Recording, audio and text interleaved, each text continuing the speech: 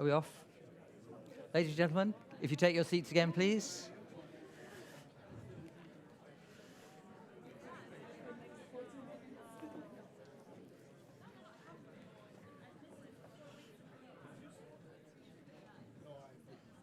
Okay, thank you very much. Hope you enjoyed your little break.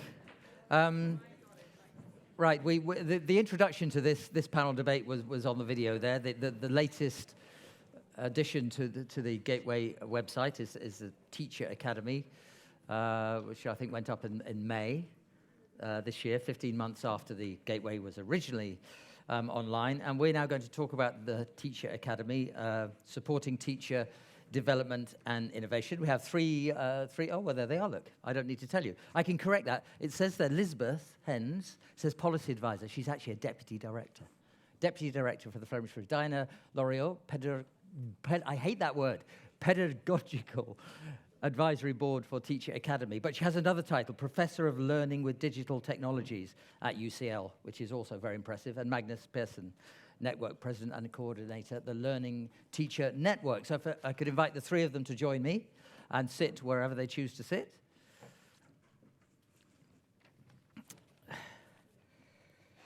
Okay, the Teacher Academy. A single point of access to professional development activities, support for teachers online from Brussels. Now, this seems to be quite revolutionary. I won't say any more. I just invite, now, yes, Diana, you know about this. Just briefly outline the Teacher Academy, and if you can, I don't know, it's very new, whether you can give us a sense of what the take-up or the interest level is in it. Maybe that's not possible yet. It does vary, of course, and there are a smallish number of courses on there already, some 6 or 7, I think, and teachers coming in from all over Europe, from all the different European countries, and sometimes beyond. And the courses run typically for 4 to 6 weeks, usually expecting something like 3 or 4 hours of time from each participant teacher. And one of the great things about it, of course, is that being that kind of online MOOC-style platform, it's not just videos of what's going on in different schools, it's also the engagement of the participants in talking about what's going on in different schools, and also how those kinds of practices would work in their own environment. So I was interested by some of what was going on before when I think both Leslie and Bérangère were talking about the importance of dialogue and the importance of being able to listen to the teacher's own comments coming into the discussion of what professional development is and should be. And that's one of the great things about these environments. MOOCs and that kind of platform have been vastly overhyped over a number of years now. And they are, in my view, quite unsuitable for anything like undergraduate or school education. So all of those promises that this would change global higher education and now it would be open to the hundreds of millions who need higher education, that's not right. However, for professional development, it does seem to be remarkably good. And when you think about the kinds of professional development courses we've always had, they have been something on the lines of, here are the latest ideas, now talk among yourselves. And that works because they are very knowledgeable peers. They're very experienced people, they know a lot. So that's not too far from the kind of functionality that these courses offer. They're very good videos, they're showing practice, and there's nothing teachers like more than seeing each other's practice, I think. And there's also the opportunity for the teachers to come in themselves, join those conversations. They'll do some activities together. There are some collaborative activities, like peer review activities and things of that kind, which are very popular. So it's a very dynamic opportunity. It doesn't take too much of your time each week. There are several thousand teachers on there from all over Europe, so it's a very rich mix of different kinds of cultural experiences of what everybody is doing in the way they're using ideas in their teaching. So as a rough introduction, I hope that's enough to give you the sense of what's going on in there. And how absolutely. It raises a question in my mind, just for clarity. We're talking about enhancing the professional development of teachers. Now, that could be seen as undermining or overlapping negatively with their professional development within the school, within the education sort of curriculum and culture of the member state. That's probably wrong, but I've just raised it's wrong. It. Yes. Yeah. Yes, I mean, how much teacher professional development is there in the world, and how much should there be? There's a big gap between the two. So this is an opportunity for people to come in a pretty flexible way. What's run in the school is place-based, it's localized, it's very specific to them. Fantastic, you need that. But you also need to hear a bit about what the others are doing as well. So it's an opportunity to do that. So, I mean, they're complementary to each other. No way do they overlap. Very good. Liesbeth? Yeah, I can't agree more that they're complementary. I mean, it's not a contradiction at all. I mean, every part of CPD should be a balance between the individual needs of a teacher and the needs of a school, or the school where he or she is teaching, and the balance of a society who also has different needs or different demands for his or her teachers. So you have to balance all these things, and you have to have an offer to be able to fulfill this huge demand. So I think it's definitely complementary. Okay. Magnus, opening views. Well, my views is, myself and the network which I chair, we've been working for more than a decade in capacity building of educators. We've been working in four European generations of European educational programs. And I've been coordinating myself a number of centralized projects and decentralized projects. What we are doing is actually trying to be discussing the frontline teaching and learning. And from all these experiences that we have seen that there are so many projects, so many perfect, wonderful projects in Europe over so many years. And it's been one of the things lacking is actually how to disseminate the results and to share all these results with a larger educational community. So from my perspective and our perspective, the initiative of the School Education Gateway is absolutely brilliant. And it fills a need. And we also favor very much, and I do, the European dimension. I think it's crucial that we have a European perspective on things and that we work together in Europe. And having this new School Education Gateway, I think, is a brilliant platform. It's under development. It can be much better, I'm sure.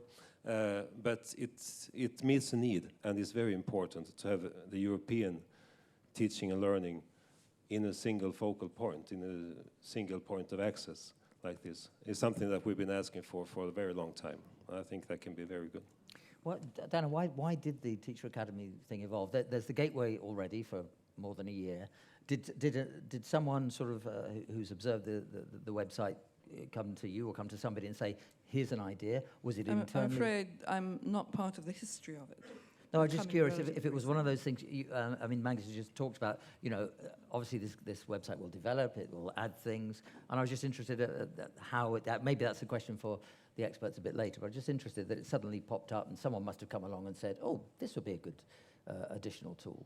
But you don't know. Well, I'm not the right one to answer, I think, but I've been involved in the e-twinning now for 11 years as well. I mean, and from the very start of it, and I think this is a very natural process, and I hope this is also an ideological process behind it, that to try to create these kind of platforms as single point access, so people know where to go. There's so many different kind of online courses, different kind of platforms, and it's a wide variety with low quality and high quality. And I think it's crucial to have a European platform like this, like eTwinning, and now the School Education Gateway, to direct people to one high quality platform. And I hope it will develop like that, as a high quality platform, as not only for the partnerships and the European training courses, which we have been putting there already for some time, but also now for the Teacher Academy. I think it's a very interesting initiative. Well, I also wasn't there, so I also don't really have the answer. But for me, it was also not a surprise to see something like this coming up, because I wasn't in the eTwinning sector, but I was a part of a lot of working groups of the Commission and part of the Open Method of Coordination and the Education and Training 2020 project. And even there, you see that the past years on these groups, we worked a lot about professional development of teachers, about the need for collaborative learning, the need to have platforms to do that. So I think that the combination probably of all the projects running made the Commission take the initiative, and they're nodding, so maybe we're right. But in you're from an education and training ministry. Did you already have such a thing in the Flemish community, or? Well, we have a kind of such a thing. I like we that, don't yes. have the School Education Gateway in Flanders. What do we have? We have, well, we have a website, haha, like most ministries.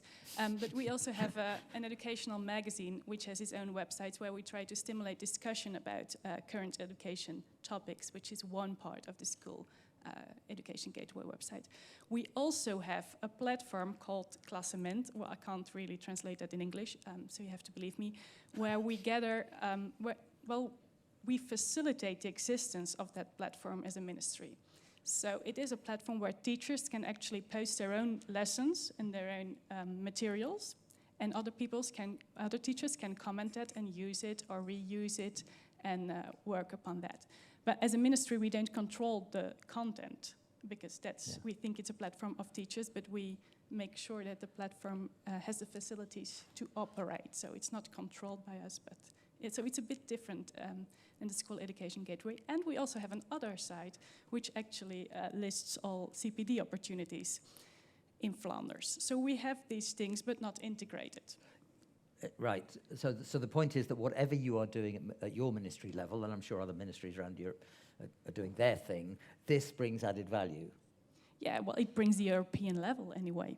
And that's also an added value. Because you get that informal cross-fertilization. Yes, and I think there is still, it's really, the Teacher Academy is really recent. But I think there are a lot of links that can be made with local or regional or country websites who do the same, and that it can be interlinked between each other. And I think that's also what Thomas said in the first panel. I mean, Magnus, do you see this, to what degree do you see this as helping stimulate professional teacher development across Europe? It will, for sure, be very helpful. Just as a small part of it, if we talk about European training courses, now I look at Thomas here, because before there was an old course catalog, some of you might recall, where course providers all over Europe, they could publish the courses, and teachers, they could look there and see and apply for courses. And this was a very well-functioning system, and it was approved. So all courses had to be approved by each national agency, where the provider was. So when the new Erasmus Plus program was introduced, this whole course catalog was closed down, which, to be mild, created a little bit criticism, because it was suddenly a vacuum. The German National Agency had a very nice process in gathering course providers and national agencies from before Erasmus was introduced, Erasmus Plus was introduced, and we had a discussion of how to act now in the new Erasmus Key Action 1, mobility. And it was followed up by a second conference after Erasmus Plus was introduced, and a third one. And you did a brilliant job there as a German national agency.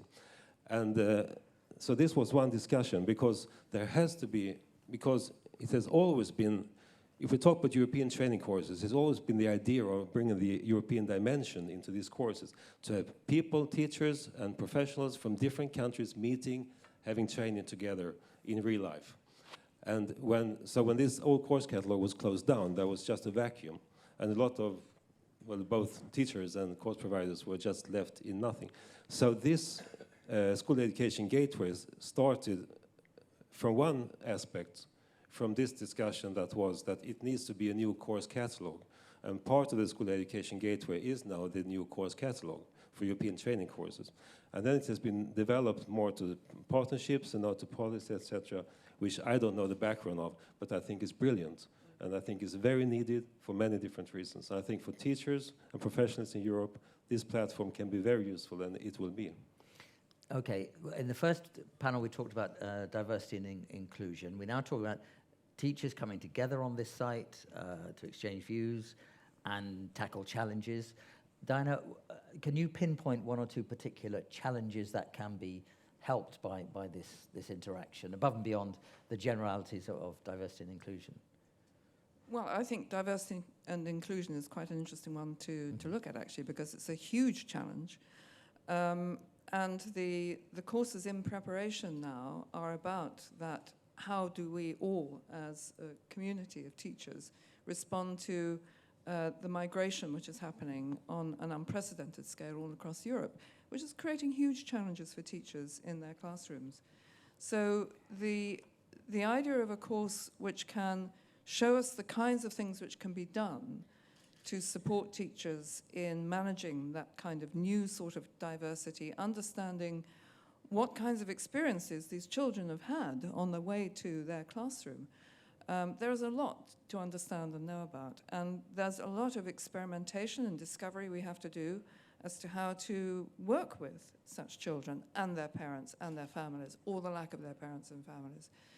So being able to share that experience and to be able to share ideas in practice, to share what does and doesn't work, enables every teacher to feel, who was it said, I'm not alone? I think it was Bérangère earlier. For every teacher to feel, this is not just me who's got this problem, it's everybody. So the opportunity to be able to share these ideas across this huge network is incredibly important. There will be specialists, and it's very important to be able to hear from those specialists. But I think what's also important, I mean, it's what Magnus was saying earlier about how this whole thing started. It started because there was a lot of great projects in the Erasmus program all across Europe. It's not as though the teachers out there don't know anything. And so the notion of courses being created to tell them what they need to know is the wrong idea. And I would quite like to get away from the language of courses in a way and talk much more about the language of the community, the professional community of practice perhaps, something like that. Because we need to hear from those teachers. So we might come along in some of these courses with a great idea for dealing with diversity in this way. Those teachers are actually trying to do that in reality every day. They're learning a lot from that process, and they know that this idea actually won't work in their particular context. Those are the experiences and ideas we have to collect. In all honesty, MOOC platforms in particular have not been created to hear from the students. They've been created to tell us to deliver. So wherever you've got much more opportunity for dialogue, that's something. And I think, the dialogue that teachers get into is great. But it has to be more than that.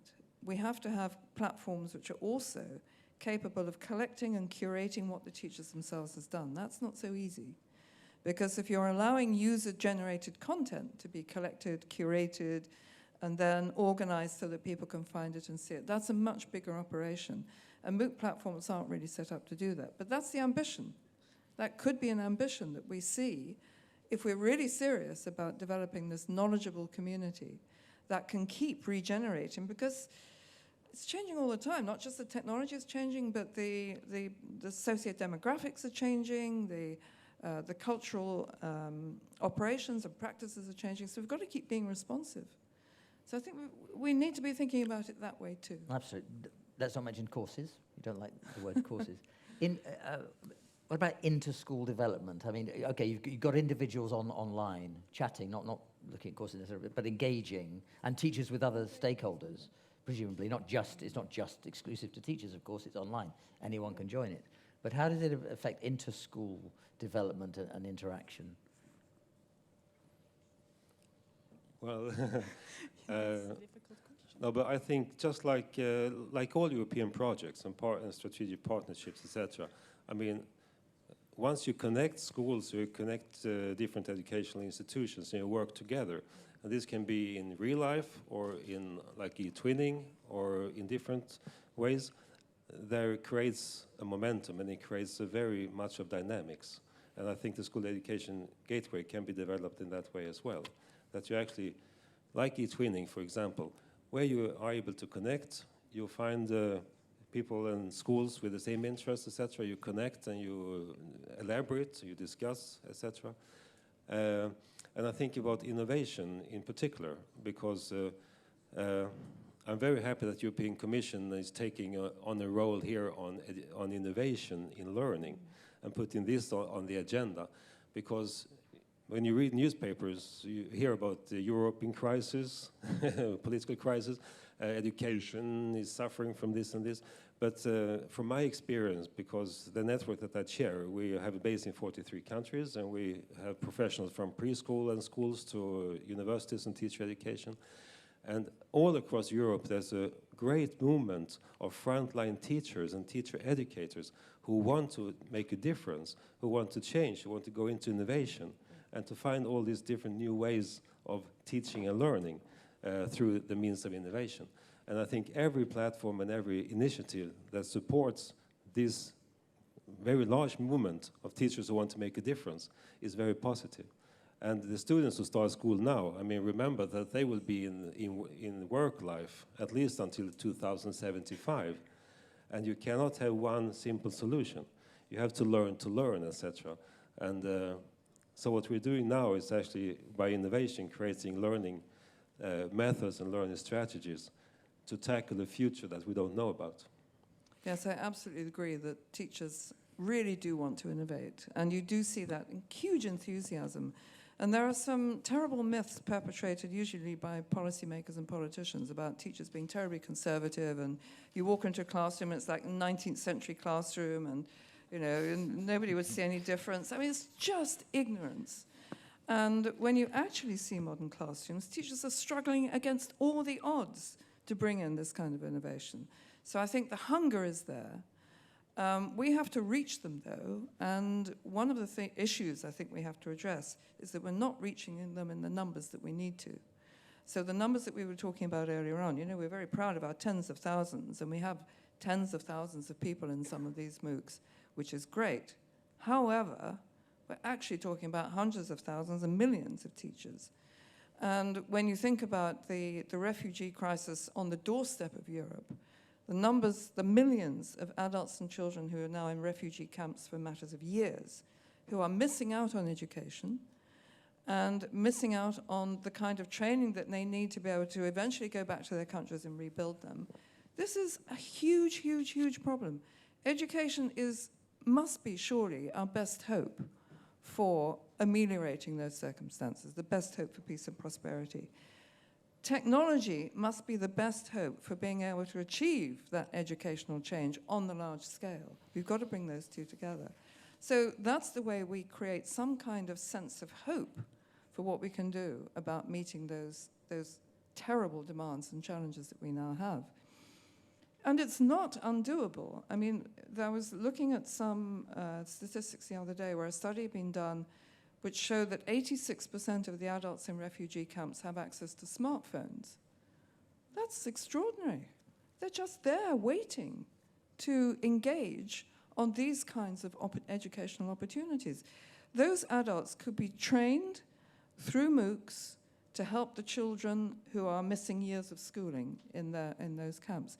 There's all kinds of things. If we just allow our ambition and our sense of moral duty free rein, we could do some fantastic things with these ideas. So yes, it's fantastic what we're doing. Yes, it's showing all that enthusiasm, but we're just in the foothills of what's possible.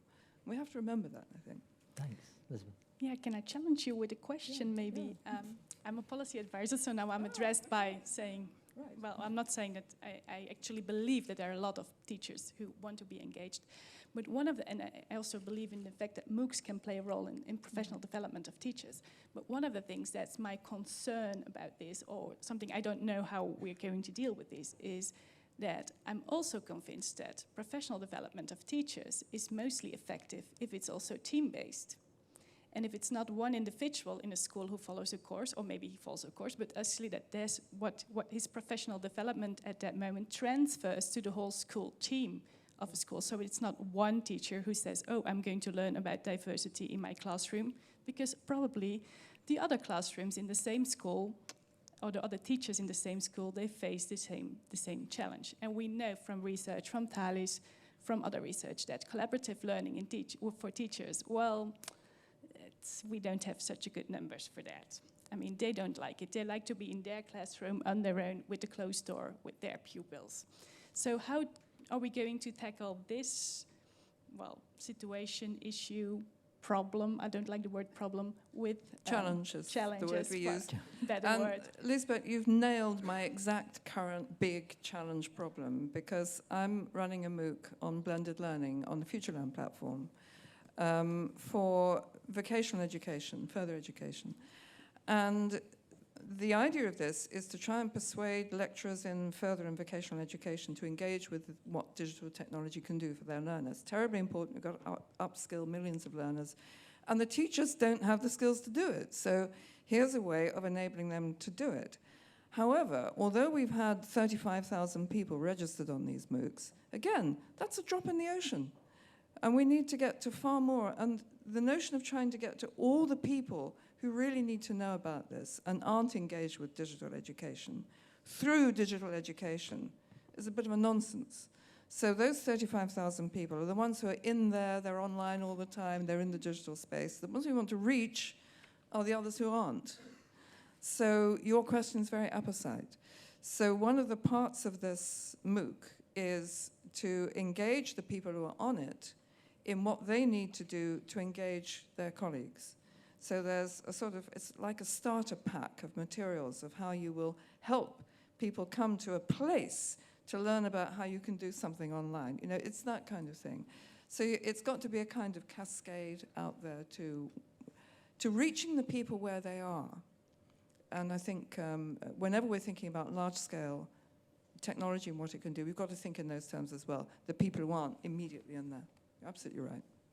What's quite interesting is that all this is going on with the Gateway and the Teacher Academy in an area where the European Commission has no competence to legislate. It's not a legislative department, and yet this is obviously being a significant success already in this more informal interaction. And one question is, to what extent should the Commission be getting involved in issues in this field, in the field of education, which may be sensitive between member states? I mean, from what you've seen and what your experience is being involved, should the Commission be putting more or less content in this area online, or what specific things would you like to see added in the context of teacher academies? Oh, I'll try to do the first answer now. Well, like I said in the beginning, I think both are complementary. And I think by doing this, the Commission is not going to dictate what teachers are supposed to learn in CPD. I mean, I hope that's not the purpose. Otherwise, I completely misunderstood the School Education Gateway and everything we've done for the past years. And it's the same. I mean, even as local government, we are not having the power or the interest to dictate what teachers need to learn. We do have an interest in offering and facilitating options to learn.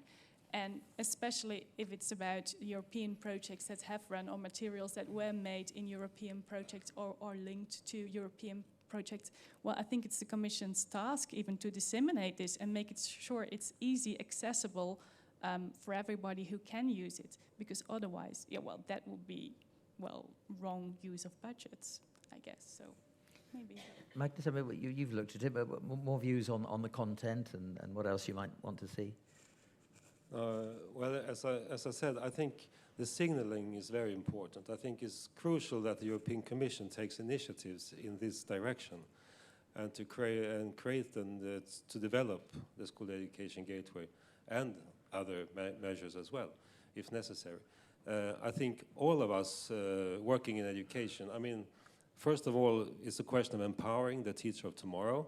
And then secondly, which is the key goal, of course, is to better equip the young generation for the 21st century. And I think having these two things in mind, that we talk about professional development, we talk about learning and innovation, I think every measure is important. And I think it's crucial that there is a signaling, a political signaling, an educational signaling, that training, knowledge building, capacity building is the key. And by this kind of platform, for example, and other platforms. But to have one single, I know the saying in English, the single platform where everybody can look at, and to have that one developed, and where you try to combine European policy, which is quite unknown to most people, and the programs, which are better known, and the practice, which is best known, to put this together in some kind of holistic perspective on a platform like this. I think that's crucial. I asked earlier about whether you knew so far in this new part of the gateway what the take-up's been, what the interest levels have been. I can't remember if you said or not. It's several thousand, and 10 must be, I don't know. What are the current figures, Ben? Nearly 10,000. Nearly 10,000 people. Very good. And just still with you, Dan, you talk about challenges.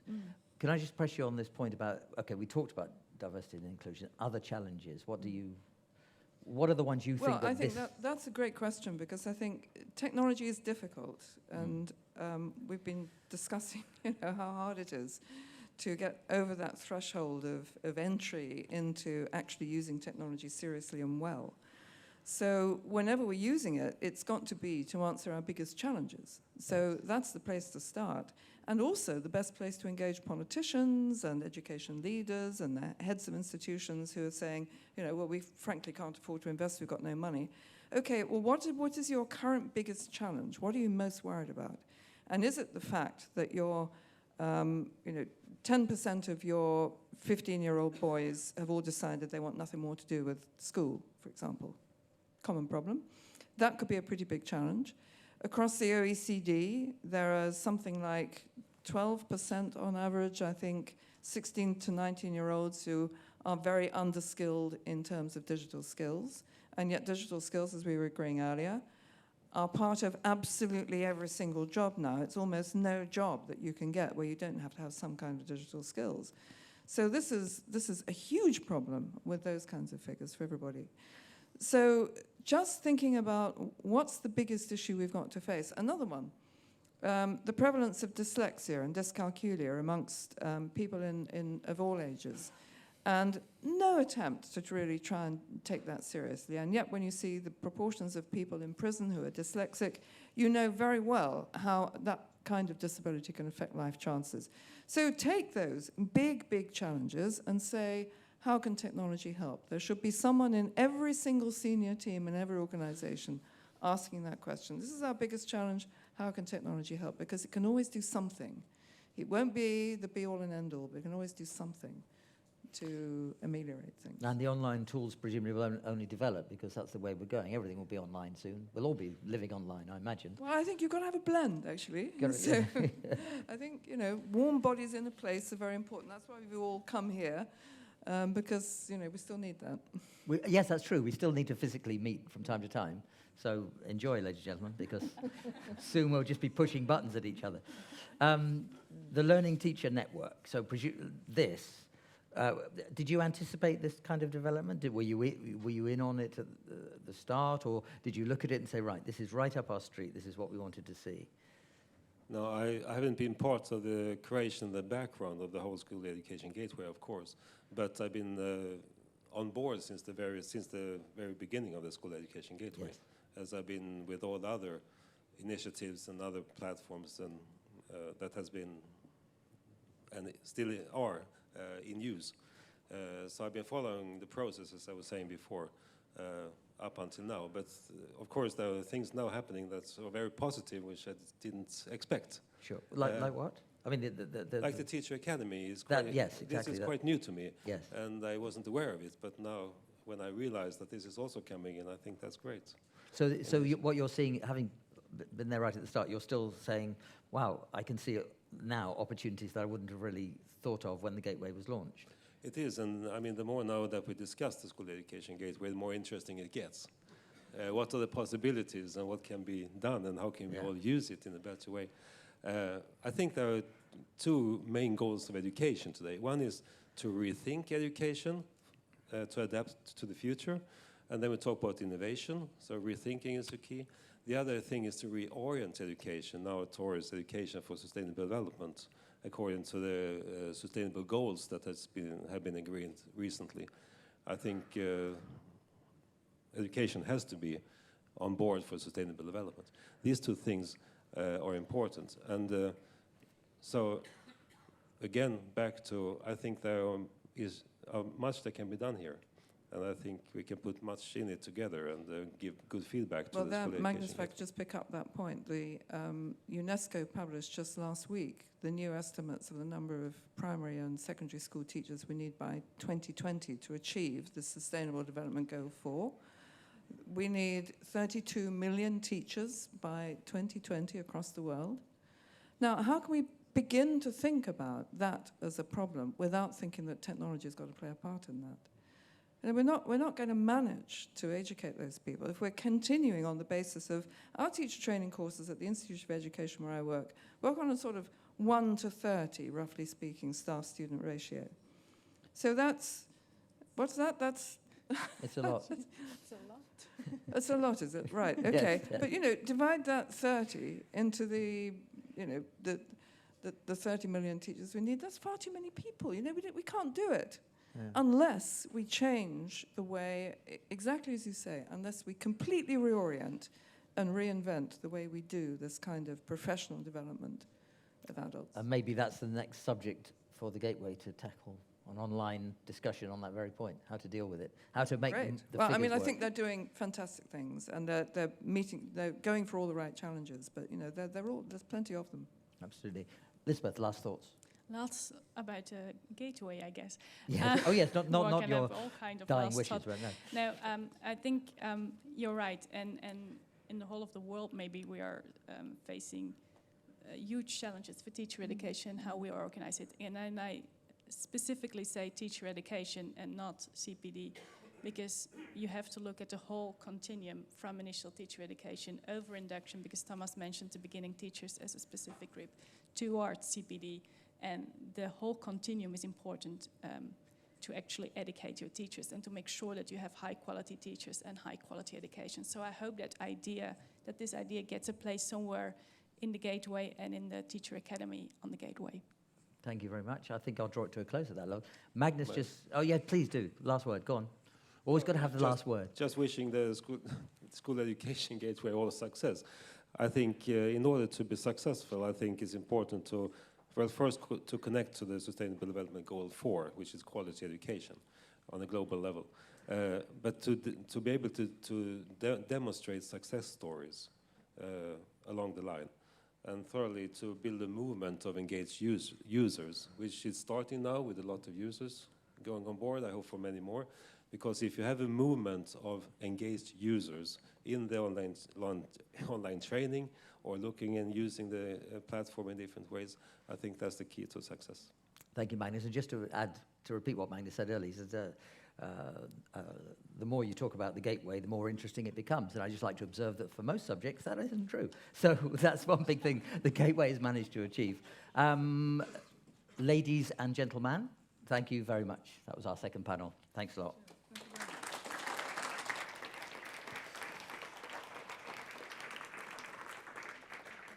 Okay, so shortly will be time for your voices to be heard if you have any questions to ask. But don't say it's not exciting here. We have yet another video to show you before we get to that point.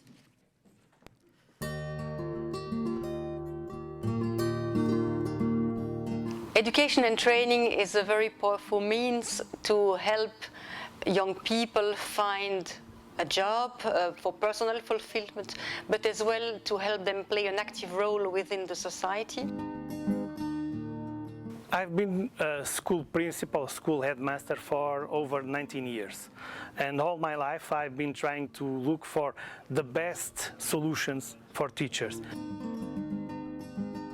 What I do here, what I have been doing for all these years, is to develop, organize and coordinate, among other tasks, online teacher training events. It's a great project with an international perspective, a lot of collaboration. Being a course provider, the Gateway is very interesting and very powerful for us. It's a unique platform in which we can communicate with the schools, the teachers, the institutions. All teachers, we are looking for opportunities to develop ourselves, to improve our skills, our methods, and offer more to our pupils.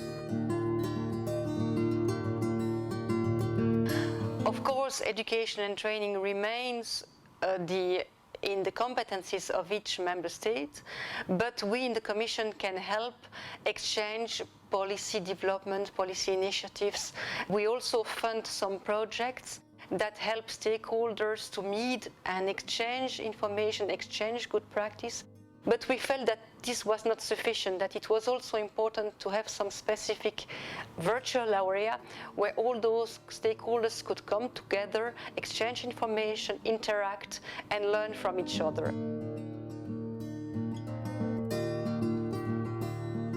The School Education Gateway informs teachers, school heads, policymakers about topical issues of particular interest in the current context. For example, about the education of migrants, how can we foster that? About citizenship education, for example, what are the good practices, the policy initiatives that can be shared. It so helps policymakers to reform their national systems if needed, or to bring forward some new initiatives.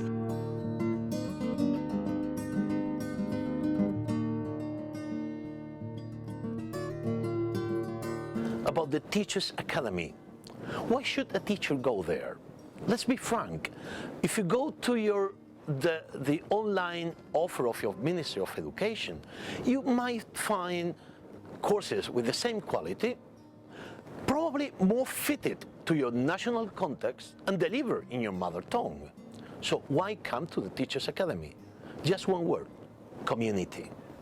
That makes the difference. My role in the Academy is to help qualify the courses that are offered, bring ideas, talk about the perspectives in the courses offered, and hopefully also help promote Teachers Academy to teachers and other interested parties. This is a very fast-changing society, and schools have a lot of difficulty to keeping up the pace. Teacher Academy and our role as an advisory board is trying to meet those needs with all the best methodologies and resources we can find.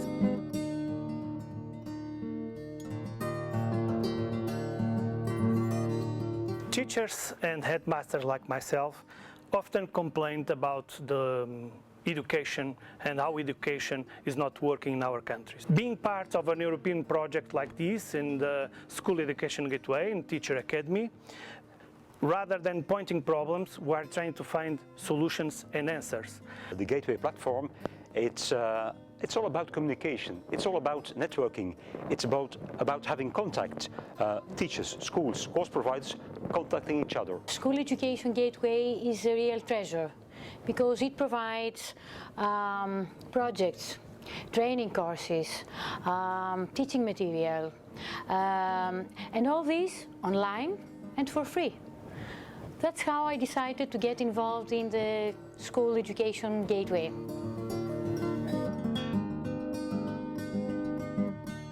The School Education Gateway informs about funding opportunities for Erasmus+, and it helps schools to prepare their application for funding. Nowadays, courses, resources, publications, opinions, and community building cannot be separated.